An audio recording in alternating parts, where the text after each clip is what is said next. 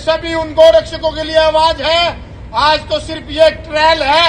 14 गोरक्षकों को जेल में डालने का ताउम्र के लिए यदि आप लोगों ने पूरे देश में इस जज बेंच के खिलाफ विरोध नहीं किया तो आप ये यकीन कर लीजिए, लिख लीजिए, ये ट्रायल तुम सब पर पूरी जिंदगी के लिए हावी हो जाएगा और तुम सब पर बार बार अप्लाई किया जाएगा।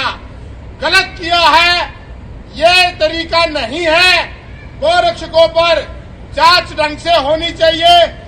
उच्च न्यायालय में ये केस जाना चाहिए। जब तक उन गोरक्षकों को बाहर करना चाहिए, ताउम्र के लिए उन गोरक्षकों को जेल में नहीं डालना चाहिए। गोरक्षकों को रिहा करो, रिहा करो, रिहा करो।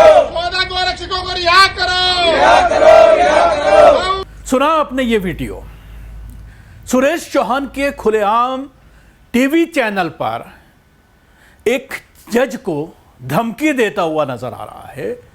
मध्य प्रदेश की सिवनी मालिया मॉब लिंचिंग मामले में जिस जज ने 14 दोषियों को आजीवन कारावास की सजा सुनाई है, उनके खिलाफ न सिर्फ हिंदूवादी संगठन बल्कि एक चैनल का मैनेजिंग एडिटर मालिक खड़े होकर के खुलेआम देश की न्याय व्यवस्था के ऊपर कई तरह के सवालात खड़े करता हुआ नजर आ रहा है।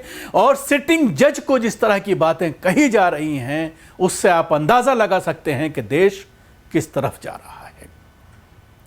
न्यायाधीश तबस्सुम खान को कल से हिंदूवादी संगठनों के साथ साथ कई मीडिया चैनल्स के जरिए सोशल मीडिया पर भी जबरदस्त उनको ट्रोल किया जा रहा है। और शायद 1-2 दिन के अंदर ही आपको यह खबर सुनने को मिल जाए कि उनका ट्रांसफर ऐसी जगह कर दिया गया है जहां पर वो डायरेक्ट इस तरह के केसेस को नहीं देख पाएंगी। और उसके बाद जिन 14 दोषियों को आजीवन कारावास की सजा सुनाई गई है, अपर कोर्ट के जरिए उनको रिहाई के ऑर्डर कर दिए जाते हैं और फिर आगे की कार्रवाई की बात कही जाएगी। ये कुछ ही दिनों में आपको सुनने को मिल जाएगा। ये मैं दावे के साथ कह रहा हूं, क्योंकि जो न्याय व्यवस्था हम देख रहे हैं, जो कोर्ट के प्रोसीडिंग हम देख रहे हैं, चाहे वो हाई कोर्ट्स की बात करें, चाहे लोअर कोर्ट्स की बात करें या सुप्रीम कोर्ट की बात कर लें, कहीं पर भी खास तौर से अगर पीड़ित मुसलमान है तो इंसाफ होता हुआ नजर नहीं आ रहा है। क्योंकि जाहिर सी बात है, ये बड़ी कहावत है कि अगर इंसाफ हो रहा है तो इंसाफ होता हुआ नजर भी आना चाहिए, लेकिन ऐसा हो नहीं रहा है।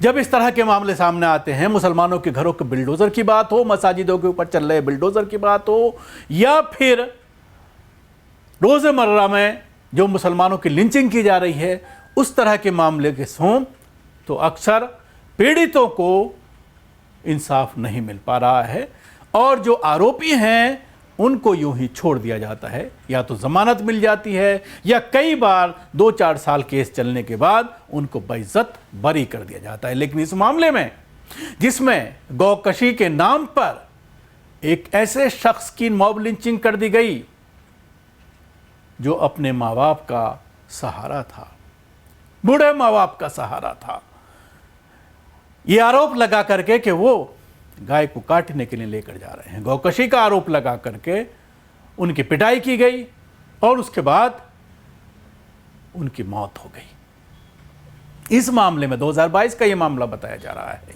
न्यायाधीश तबस्सुम खान ने 14 लोगों को आजीवन कारावास की सजा सुनाई है। लेकिन मैं आपको बताना चाहूंगा, यह कोई पहली बार नहीं है कि तबस्सुम खान ने इस तरह के कोई फैसले दिए हुए हों।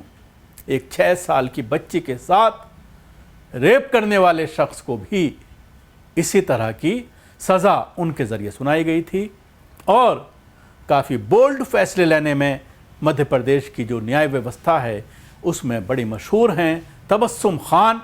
लेकिन अब जब ये पूरा मामला ट्रोल किया जा रहा है, उनके बारे में जिस तरह की टिप्पणियां की जा रही हैं कि मुसलमान होने के नाते उन्होंने इस तरह का फैसला दिया है, लेकिन अपने फैसले में उन्होंने कहा है कि कानून को हाथ में लेना, किसी को इसलिए पीट पीट करके मार देना कि उसके ऊपर यह आरोप है कि वो गाय को काटने के लिए लेकर जा रहा था, गौ कशी करने के लिए लेकर जा रहा था, तो ये किसी भी कीमत पर कानून इसको बर्दाश्त नहीं करेगा और फिर कानून के हिसाब से उनको सजा दी गई।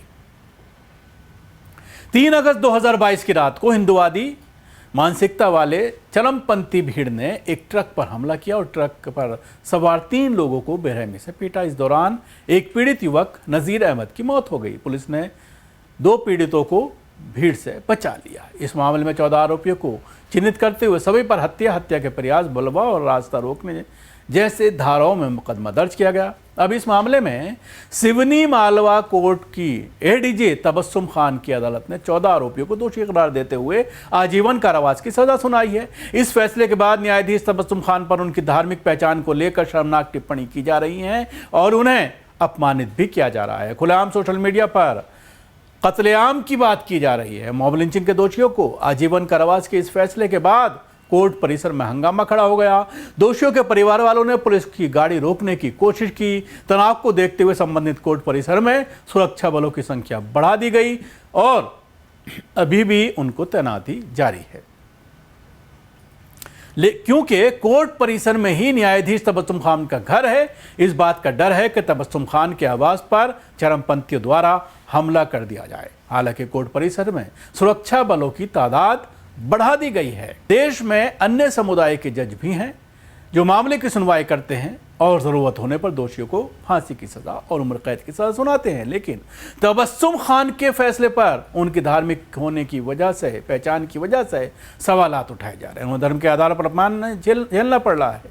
कई कट्टरपंथी सोशल मीडिया पर उन्हें जिहादी लिख रहे हैं और ये कहा जा रहा है सोशल मीडिया पर कि 14 भाइयों को रिहा करो वरना होगा नरसंहार।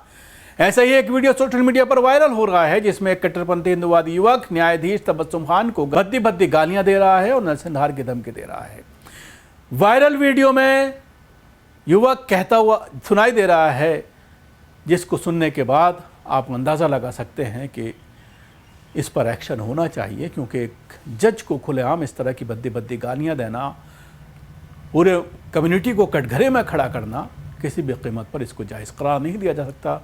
और भारत में मॉब लिंचिंग को लेकर कानून पहले से ही बना हुआ है। भारतीय जनता पार्टी की सरकार की अगुवाई में मॉब लिंचिंग को लेकर कानून बनाया गया था, जिसके तहत 5 से ज़्यादा लोग मिलकर जाति, समुदाय, लिंग, जन्मस्थान, भाषा, व्यक्तिगत विश्वास या इसी तरह के किसी आधार पर किसी व्यक्ति की हत्या करते हैं तो समूह के प्रत्येक सदस्य को मृत्युदंड, फांसी या आजीवन कारावास या जुर्माना हो सकता है। लेकिन उसके बावजूद आप देख सकते हैं कि सिर्फ धार्मिक पहचान की वजह से तबस्सुम को किस तरह से ट्रोल किया जा रहा है।